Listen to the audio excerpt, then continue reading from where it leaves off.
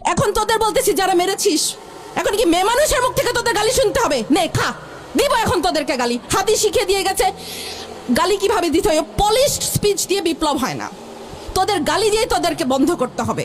তোরা হাদির গালি সহ্য করতে পারিস তাই হাদিকে শেষ করে দিয়েছিস। গুলি লেগেছে হাদির আদর্শে, জুলাইয়ের মতাদর্শে। জুলাই শেষ হয় নাই, জুলাই সেদিন শেষ হবে যেদিন ভারতের আধিপত্যবাদ শেষ হবে আমাদের দেশের ওপর থেকে, সেদিন জুলাই শেষ হবে। জুলাই শেষ হয়নি, জুলাই সেদিন পর্যন্ত শেষ হবে না। বাসায় বুড়া বাবা মা অবুঝ সন্তান রেখে আসছি, হাদি শিখিয়ে দিয়ে গেছে। হাদি শিখিয়ে দিয়ে গেছে যে আল্লাহর জিম্মায় সংসার বাচ্চা কাচ্চা ফেলে রেখে এসে রাজপথে কিভাবে বসে থাকতে হয়, রাজপথে কিভাবে ল্যাটকা মেরে বসে থাকতে হয়, হাদি শিখিয়ে দিয়ে গেছে। হাদি আমাদেরকে স্ট্র্যাটেজি শিখিয়ে দিয়ে গেছে যে তোমরা কিভাবে রাজপথ দখল করবা, কিভাবে রাজপথ না ছাড়তে হয়, হাদি আমাদেরকে শিখিয়ে দিয়ে গেছে। ৭১-এর ১৬ই ডিসেম্বর আমরা বিজয় দিবস পালন করি। আজকে মনে হচ্ছে আমাদের বিজয় আসে নাই। আমাদের বিজয় সেই দিন আসবে যেই দিন আরোরা আমাদের কাছে আত্মসমর্পণ করবে, যেদিন ইন্ডিয়া আত্মসমর্পণ করবে সেদিন আমাদের বিজয় আসবে। ততদিন পর্যন্ত আমাদের বিজয়ের জন্য আমরা লড়ে যেতে থাকবো, আমাদের জুলাই চলতে থাকবে। সরকারের কাছে আবেদন, এই গ্রামে গঞ্জে শহরে সবখানে ১৫ থেকে ৪৫ বিবেচনাক্রমে ৫০ পর্যন্ত মানুষদেরকে সামরিক ট্রেনিং দিতে থাকো। কারণ যেই ১০০ আততায়ী ঢুকেছে বর্ডার দিয়ে, এই ১০০ আততায়ীকে আমাদেরকে মোকাবেলা করতে হবে।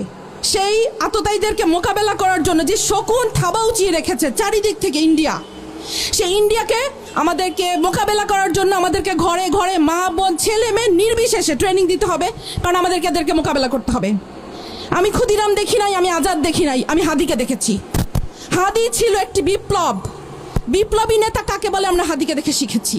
নাওয়া খাওয়া সংসার বাচ্চা কাচ্চা ভুলে কিভাবে রাজপথ দখল করে থাকতে হয়, কিভাবে বলিষ্ঠ কণ্ঠস্বর, একটা আকুত ভয় কণ্ঠস্বর কিভাবে হয়, হাদিকে দেখেছি। আমি বলতাম হাদি হচ্ছে এই যুগের সাকা চৌধুরী। কোনো ভাষা মানে না, ল্যাঙ্গুয়েজ মানে না, যেভাবে খুশি সে ভাষণ দিত।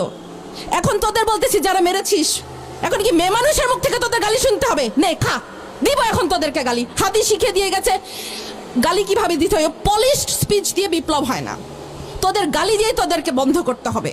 তোরা হাদির গালি সহ্য করতে পারিস তাই হাদিকে শেষ করে দিয়েছিস।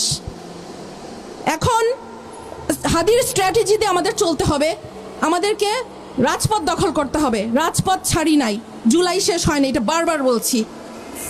সরকারের কাছে আরও আবেদন, আমাদের আরও কিছু আকুতবায় সৈনিক আছে, হাসনাত আছে, সার্জিস আছে, আসিফ আছে, ব্যারিস্টার আরমান আছে, ব্যারিস্টার ফুয়াদ আছে, ব্যারিস্টার শাহরিয়ার আছে।